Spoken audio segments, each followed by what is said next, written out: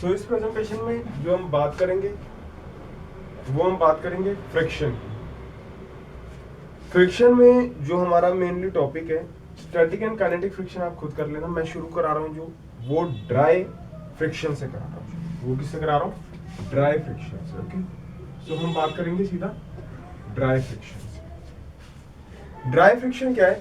Friction between dry surface in contact is called dry friction. क्या है? Definition लिख ले इसमें। Friction between dry surface in contact is called dry friction. उसको हम कहते हैं ड्राई फ्रिक्शन। एक और बात कि जो ड्राई फ्रिक्शन है इसका जो मेन कॉज है वो है कि कुछ प्रोजेक्शंस होते हैं सरफेस में कुछ प्रोजेक्शंस होंगे जिसकी वजह से फ्रिक्शन कॉज होता है ना।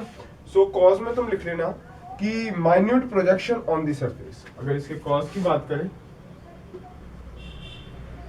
बात करें then minute projection on the surface में माइन्यूट प्रोजेक्शंस होते हैं जिसकी वजह से ये होता है। ठीक है, ये तो थी बात है ड्राई फ्रिक्शन। अभी डेफिनेशन की बात हो रही है। अभी मैं लॉस की बात नहीं कर रहा, सिर्फ बेसिक्स की बात कर रहा हूँ। ऐसी एक फ्रिक्शन होता है जिसको हम कहते हैं fluid friction.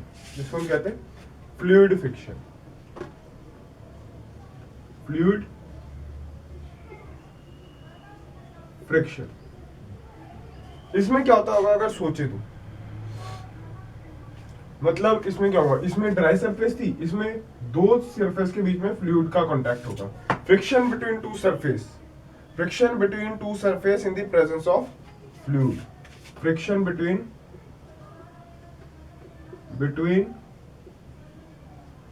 To surface in presence of fluid की प्रेजेंस में जो फ्रिक्शन हो, that is your fluid friction. इसके बाद एक आती है बात लिमिटिंग फ्रिक्शन। सभी पूरे बेसिक्स फ्रिक्शन के जितना बेसिक है इस वीडियो में क्लियर करेंगे, देन हम आगे जो हमें लेके चलना उस पर लेके चलेंगे। अब हम बात करते हैं लिमिटिंग फ्रिक्शन की। लिमिटिंग फ्रिक्शन काफी कुछ पढ़ा है इसमें ट्वेल्थ में तो लिमिटिंग फ्रिक्शन हद से ज्यादा पढ़ा ही होगा, मैं तो कहता हूँ। सो ये वो फोर्स होती है, मैक्सिमम फ्रिक्शन फोर्स होती है जिसमें हमारी body just tends to move करती है, सिर्फ जस्ट मूव करना शुरू करे, उसको हम कहते हैं लिमिटिंग फ्रिक्शन। सो इसमें लिख सकते हो कि it is the maximum frictional force. लिख लो, चलो मैं ही लिख देता हूं। It is the maximum frictional force exerted at a time of it is the maximum frictional force exerted at a time of impending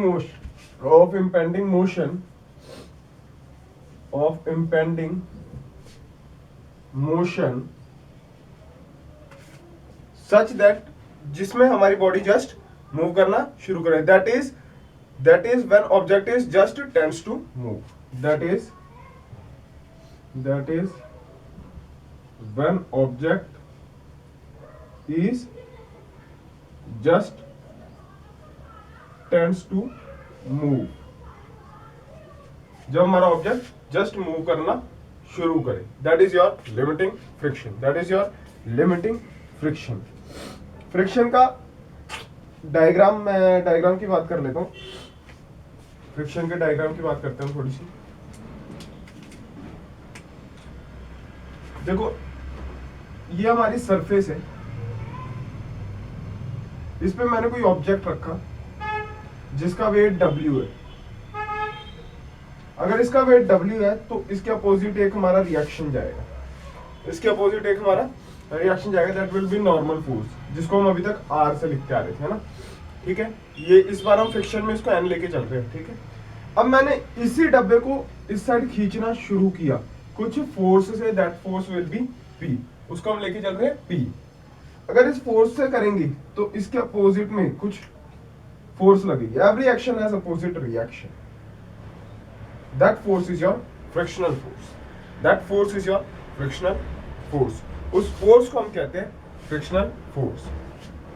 ठीक है, अगर इसी का ग्राफ देखें, इसी का ग्राफ देखें, ये फ्रिक्शनल फोर्स है, नॉर्मल फोर्स है, कुछ टाइम तक तो ये दोनों एक दूसरे के इक्वल जाएगी। इसके बाद जैसी बॉडी चलने लग जाएगी फिर फ्रिक्शनल फोर्स कम हो जाएगी, फिर फ्रिक्शनल फोर्स कम हो जाएगी, मतलब डाउन होके फिर जो भी नॉर्मल एक कांस्टेंट फ्रिक्शनल फोर्स लगेगी। लेकिन जब तक हमारी बढ़ती जाएगी, जैसे जैसे हम नॉर्मल फोर्स, जैसे जैसे हम इसको खींचेंगे, जैसे जैसे हम इसको खींचेंगे, आई एम सॉरी इधर P लिखना था ना, जैसे जैसे हम इसको खींचेंगे उतनी फ्रिक्शनल फोर्स बढ़ती जाएगी। जैसे ऑब्जेक्ट मूव करना शुरू कर क्या, फ्रिक्शनल फोर्स अब तो नॉर्मल रहेगी, अब कांस्टेंट रहेगी, है ना। ठीक है, तो ये इसका ग्राफ हो गया फ्रिक्शनल फोर्स का। ठीक है, अगली प्रेजेंटेशन में जो हम बात करेंगे वो बात करेंगे law of dry friction, angle of friction, angle of repose, angle of cone, जितने भी है सबके हम बात करेंगे। ठीक है, कोन ऑफ फ्रिक्शन, इन सब की हम बात करेंगे। ठीक है, सो इस प्रेजेंटेशन में इतने, अगली प्रेजेंटेशन में मिलते हैं वापस। So that's all for this presentation. अगर किसी को कोई डाउट है, कोई समस्या है तो कमेंट सेक्शन पे मैसेज कर सकता है। So that's all for this presentation, thank you.